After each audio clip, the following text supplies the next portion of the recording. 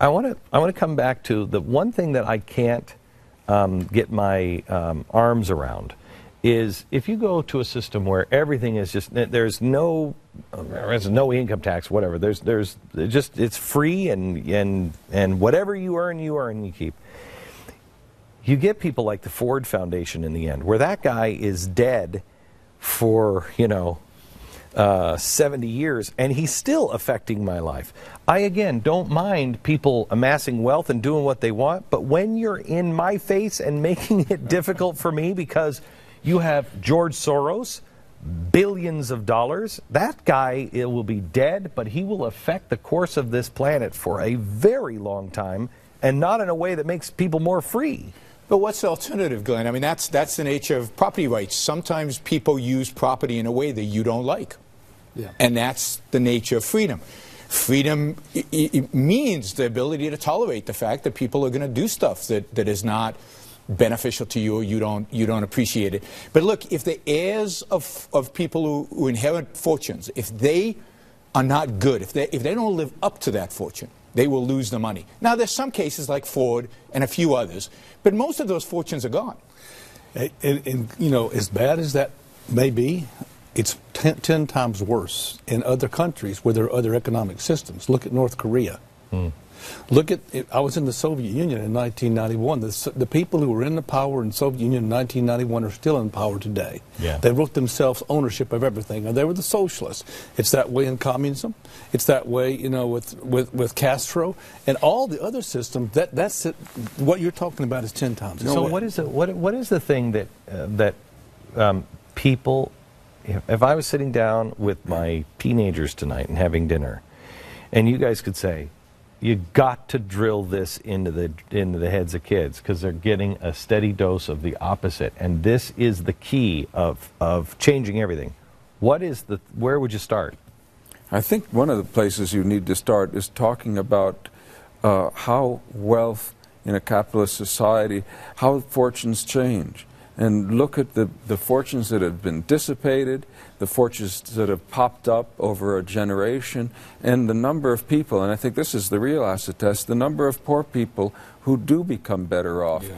And the evidence for the fact that this has been going on, even despite all kinds of problems and coming from all sorts of sources that can hamper this process, is to look where the flows of people are happening in the world. People aren't leaving the capitalist world to go into less capitalist societies, and they know what they're doing. I find it amazing that in a generation where you can be a kid playing a video game and all of a sudden you've 5 years later sold something for $1 billion, that people at that age don't get it. What is the missing connection there? Well, there's a lot of missing connections, but one of the reasons we have so much envy in the world that we see today is people don't know how wealth is created, what it means to create wealth. We still have this mentality of a zero-sum world in which some people make money, therefore it's taken from others. See, even those graphs that show the rich are very rich over here and the poor are very poor over there, the implicit assumption is they got rich by taking it from over there. No, the reason they have so much wealth is because they created so much wealth. The reason the 1% have so much is because they worked hard. Maybe they're smarter. Whatever the reason is, they have created the wealth that they own.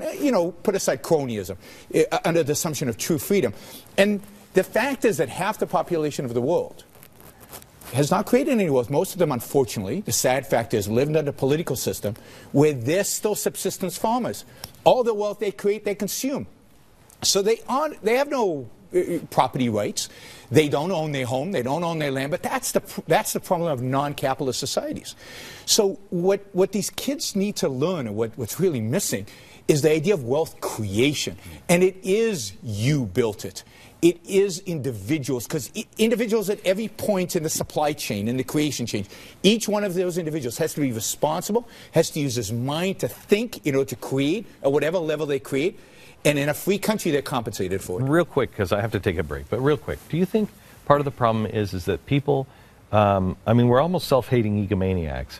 We want it, we want it, we want it, but if we say, well, you can do it, you don't either want to do it, you don't really, don't, yeah. you know what I mean? And so it's easier to take it from people. You think that's a problem? It is easier to take it now. I mean, look, I think the big problem here today in America is the way you get rich involves a lot more accumulation of hard-earned intellectual capital than you would have gotten wealthy yesterday, or even to enter the middle class. 100 years ago, to enter the middle class, you went to work in a factory, and the capitalist automatically put machinery and equipment in your hands. They said, here, work with this machinery and equipment, and it'll raise your wages. Right. Today, as we move from the industrial age to the information age, in order for a person to be successful, they have to accumulate that capital themselves, but it's intellectual capital. That's hard.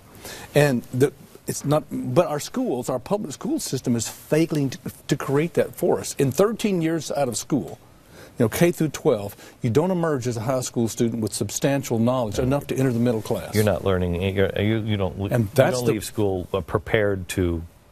I think prepared to even survive. So how can we have income inequality when 75% of the population doesn't get beyond high school, yet they don't have substantial capital? Back in